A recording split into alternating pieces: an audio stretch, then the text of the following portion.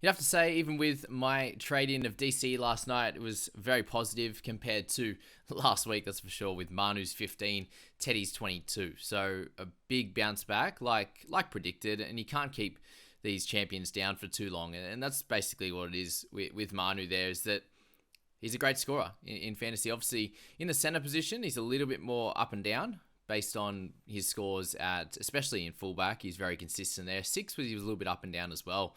But when he gets his hands on the ball, when he gets an opportunity to score and run the footy, is when he's at his damaging best. And 155 metres in this one was much, much better.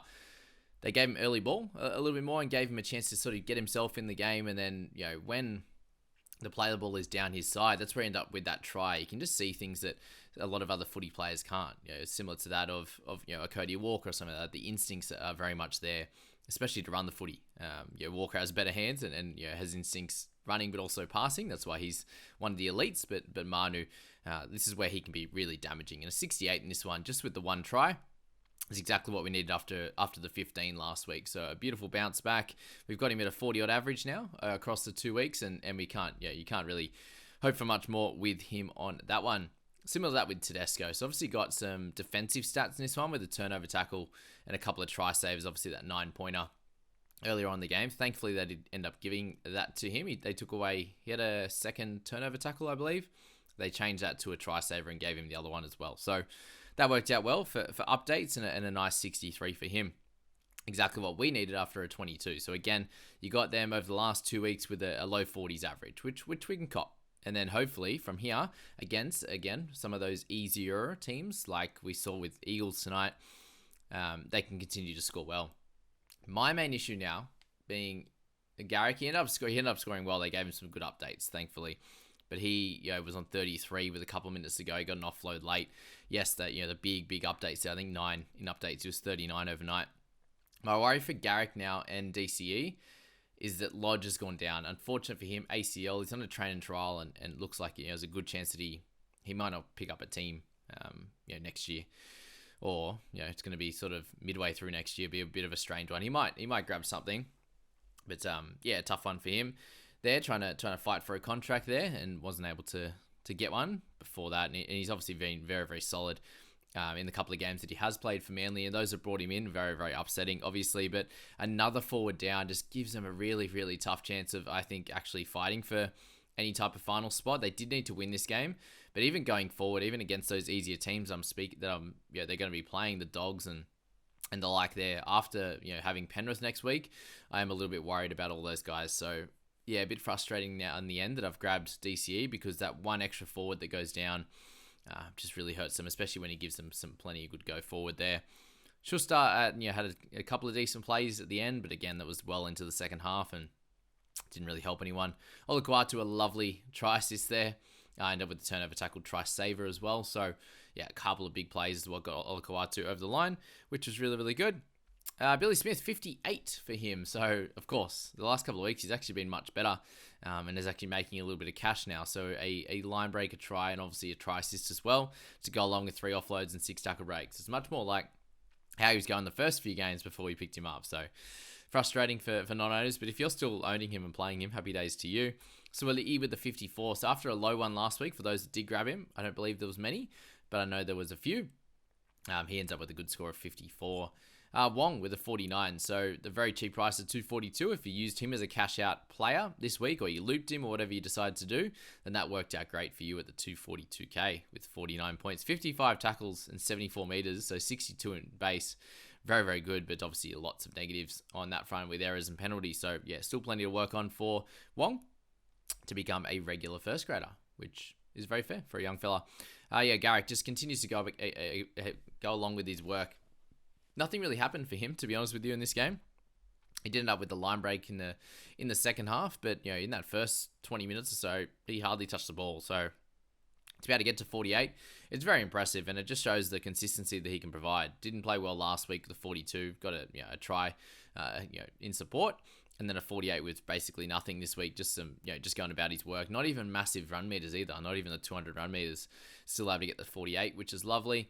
DCE, as I said, just a little bit of a worry with this squad now. They're obviously going left a little bit, but just for him, it was only the one offload this week, 3 tackle breaks, no try assists, No tries, 55 run meters, a little bit low for his part, but thankfully for him was just a 3 in the missed tackles. Otherwise, it could have been a little bit lower. So 42. Look, I'm hoping for at least 10 more on a regular basis. If he can hit a 52 to 55 average, against some of the harder teams, that would have been my thought. Like if he can get a 45 or 50 against Penrith and then better in the other weeks. Thankfully, we know with him that a 70 is only around the corner. So he can get a 42 and a 70 odd, and then he's back to that high 50s average. And that's what he's kind of done all year. So now that I've grabbed him, I have the one trade left. He won't be coming out unless he's the one to get injured next week or something like that. So we've got to ride him. We've got to be happy with what we're going to get out of him and be content, I should say, that we've got him for 4 more weeks. So yeah, just a hindsight annoyance, to be honest with you. And we're looking at Nat Butcher then at 38, because he was another one of those options that had the mid and the edge dual that I could have plugged into my side, being that 54-point scorer. And he just continues to deliver how I speak about him. 30 odd, a 40, and then up to a 60 odd. And that's 2 weeks in a row of low now, which is a little bit frustrating for him. 31 tackles only. If you do look at this game, it was very weird. Base stat wise, there's no one here going massive run meters. Suoli'i went 194, so there's a lot of backs meters there. Teddy 167, Manu 155. So a lot of it was played on the edge there. Tupou 157, a little bit through the middle. You got 140, 136 from the big middle forwards, playing some decent minutes there. With Collins actually played the full 80, which is wild. Sibley there 43, but he's a big runner of the footy. So yeah, a lot of it was played out in the edges, which meant tackles weren't really there for the most part. You had Olakwatu with 33. You had Wong with 55 playing obviously on the edge. Lockie Croker through the middle 38. Collins 39 playing big minutes there. So it showed that, the tackles weren't exactly there, with Butchers getting 31.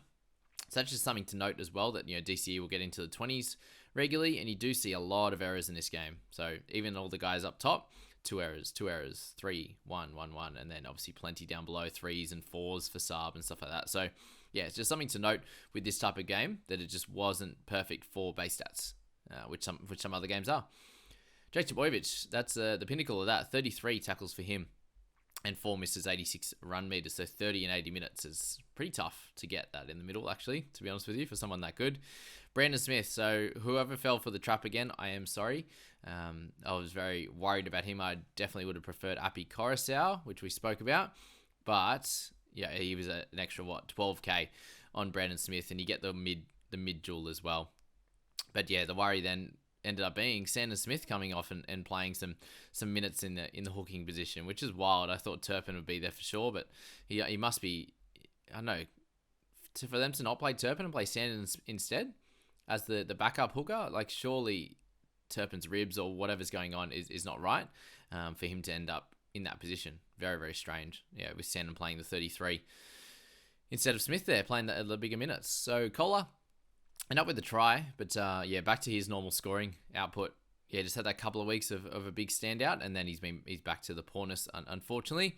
And then Sandon Smith, 33 minutes for 18. If anyone still held on to him, he will start to lose some cash now. You'd hope that he ends up getting back into the starting side, but I don't see a world where Hutchison loses his spot now. I think he was fairly solid. He kicked well in general play. And I think, no reason for them to drop him now. And then Kelma Tuolangi, another one of those guys that's been pretty solid to get hitting 40s for the last bunch of weeks. And then in here with 53 minutes for 16. So, it shows that it can happen very quickly. Even like Dan Russell, where us being like, it looks like his spot's fairly safe. They do have a couple of guys that could potentially come back. And, there's every chance that they just do. And Russell's out of the team, or he's on the bench for 30 minutes. Like, as much as you think something's fairly safe, a lot of time it's not. So, it's hard to work out. It's all a bit of a guessing game sometimes. Or calculated guess, let's say that. Logie to 8. So, you got 8 points at least. Something to go off about. You got more than Nathan Brown with his send-off. And what do you guys think of that? Is that a send-off offense, or is that a sin-binnable offense? Is it because, do you think that it's his first tackle and like he's run in, he's launched off the ground and stuff like that? Is that just a sin bin? I'm not sure. But neg 12 for him, I believe it's the lowest score ever in fantasy, which is pretty cool. I think it was neg 9 or neg 8 or neg 9 before, based on the new scoring, which is crazy. So neg 10 he gets for the send-off and the penalty. So unlucky Nathan Brown. He's going to be very cheap next year now with a negative 12 in his rolling average. So, and I think he'll miss some time. So that might be him for the year, and he'll be like a under 400k guy if he gets to start somewhere next year. So that's that first game, guys. I hope that helped you. Obviously, I was a little bit annoyed coming into the final bit of that game, and sort of, my Roosters guys were good. Garrick was low, DCE was low as well, but thankfully some okay updates for us and not downgrades this one. Manu went up 2, Teddy went up 9, and then we had Garrick up 9 and DC up 2. So terrific work from the scorers in this one. But I hope you enjoy the Friday night games. I'll get to sit back and watch them tonight. They will be very, very good games. So I can't wait. Obviously, Hughesy's going to be out. The other news there is that Adam Reynolds is going to be out this week. So if you do own him, might be a good opportunity to trade him instead of someone else because of the fact that he has a bye in a couple of weeks as well. So that's that.